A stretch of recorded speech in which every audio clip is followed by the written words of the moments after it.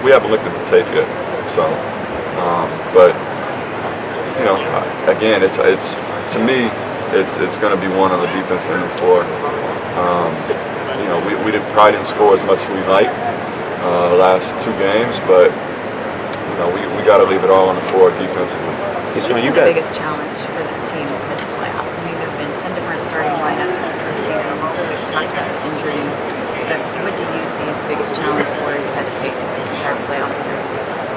Yeah, I would say the inconsistency of the lineups, just because it throws off our rotations.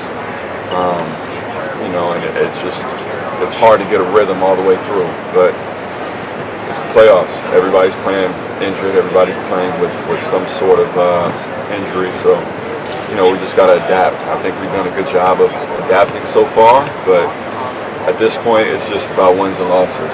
So, you know, we don't make excuses for that. And Sean, this obviously you guys have been here and been able to keep the same core intact, which is like unheard of in today's era of player movement. But this summer, there's a lot of moving parts. I know you hinted at that you may retire. Is there a sense that this is it? That this might be it? You know, that you got to take advantage while you still have it, and that you know nothing's given in terms of next year and keeping the same core together. I think we've had that same mentality since we started the playoffs. You know, looking at it, knowing whatever may happen this summer, it happens. But being in the moment, right? Trying to get to top of the mountain, trying to get to where we are now with the chance and opportunity to win a championship. And that's all our goal. That's all of our goals. So that's kind of our mentality. That's our perspective. Again, nobody's mind readers. Nobody, can predict what's going to happen. But we kind of leave it out there, right? Leave it out there, and try to enjoy this journey where we're at right now.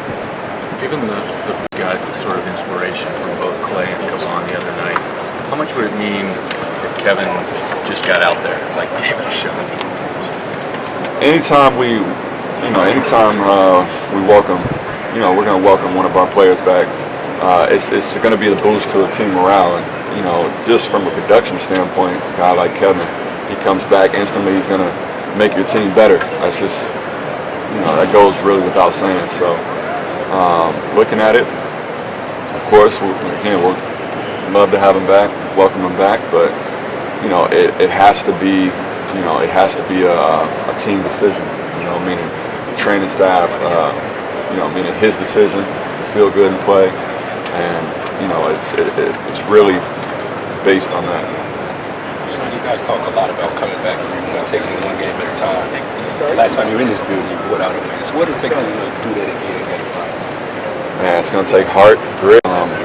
Guys coming together, staying poised. This building obviously gets loud, but for 48 minutes, really just all of us putting all of our minds into it, our hearts into it, just putting our souls into it, really, everything. And it takes that from the top all the way down, because it's hard to win on the road. We're talking about winning the finals with our circumstances, so again, it's going to take everything we got. Sean, when you talk about the journey, I asked Fred a little bit about taking Rockford on the journey. What about you taking Peoria on this journey, and the people in Peoria? You know how special it is for them. Yeah, definitely.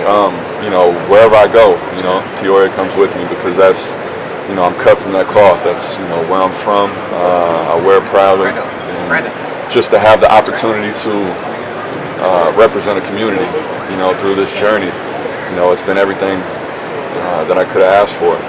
Just a kid from Peoria, shooting basketball, playing sports, growing up, Michael Jordan fan, Bulls fan, and now to be at this stage, opportunity to win championships and share that, with the community, it's been incredible.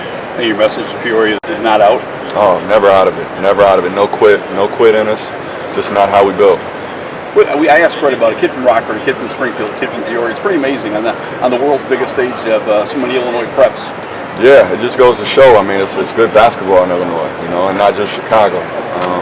There's definitely players. There's gyms, all the way around, and it's just finding the right talent. I think Fred, he went to Wichita State, small school, but great player, high IQ. and it's just really making the most of your opportunities. Sometimes you might not have a wealth of opportunities in smaller towns, smaller schools, but once you get the opportunity to make the most of it, and good things happen.